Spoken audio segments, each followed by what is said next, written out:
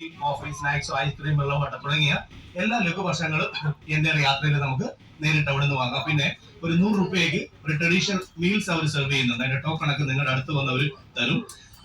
ചെറിയൊരു മീൻകറി, മീൻ വറുത്തത്, അവിയൽ, സാമ്പാർ, തോരൻ തുടങ്ങിയ ഒരു ട്രഡീഷണൽ മീൽസ് 100 രൂപയ്ക്ക് അവർ സെർവ് ചെയ്യുന്നുണ്ട്. പിന്നെ അഡീഷണൽ ആയിട്ട് കരിമീനോ കാർച്ചയൊക്കെ ഉണ്ടാവും. ഇപ്പൊ എങ്ങനെയാണെന്ന് അറിയില്ല. എന്തായാലും അതിന്റെ ഡീറ്റെയിൽസ് ഒക്കെ ചേച്ചിമാർ വന്ന് പറഞ്ഞു തരും. ഒരു അപേക്ഷയുണ്ട്. നമ്മൾ പറഞ്ഞില്ലേ, 4ാമത്തെ വർഷം പ്രൈവറ്റ് മേഖലയെ വെല്ലുന്ന രീതിയിൽ ഈ പ്രസ്ഥാനം സർക്കാർ സ്ഥാപനം പോകുന്നുണ്ടെങ്കിൽ പൊതുമേഖലാ സ്ഥാപനങ്ങളിൽ നിന്ന് പോകുന്ന കാലഘട്ടത്തിൽ നമ്മൾ ഓരോരുത്തരും തോളോട് ചേർന്നാലേ ഇതിനെയൊക്കെ നിലനിർത്താൻ പറ്റുള്ളൂ. പറഞ്ഞു വരുന്നതല്ല, നമ്മൾ കയ്യിൽ കരുതിയിട്ടുള്ളതോ ഇവിടുന്ന് വാങ്ങുന്നതുമായ ഭക്ഷണ പദാർത്ഥങ്ങളോ അതിന്റെ പ്ലാസ്റ്റിക് മാലിന്യങ്ങളോ ദയവ് ചെയ്ത് നമ്മുടെ ഈ സുന്ദരമായ വാഹനത്തിലേക്കോ നമ്മൾ സഞ്ചരിക്കുന്ന കനാലിലേക്കോ കായലിലേക്കൊക്കെ വലിച്ചെറിയാതെ അതിനുവേണ്ടി ഈ വാഹനത്തിന്റെ വിവിധ സ്ഥലങ്ങളിൽ ഞങ്ങൾ നിക്ഷേപിച്ചിട്ടുള്ള പാത്രങ്ങളിൽ മാത്രമിട്ട് യാത്രയുടെ ആദ്യ അവസാനം നമ്മളിപ്പോ എന്താണോ ഫ്രഷ്നസ് കിട്ടുന്നത് അത് നിലനിർത്തണമെന്നുണ്ടെങ്കിൽ നിങ്ങൾ ഓരോ ഇൻഡിവിജ്വലും അതിന്റെ ഭാഗമാണ്. ആ കാര്യം കൂടി വിനീതമായി അഭ്യർത്ഥിച്ചുകൊണ്ട് ചേച്ചിമാർ നമ്മളോട് ജോയിൻ ചെയ്ത ശേഷം നമ്മൾ യാത്ര പുനരാരംഭിക്കും.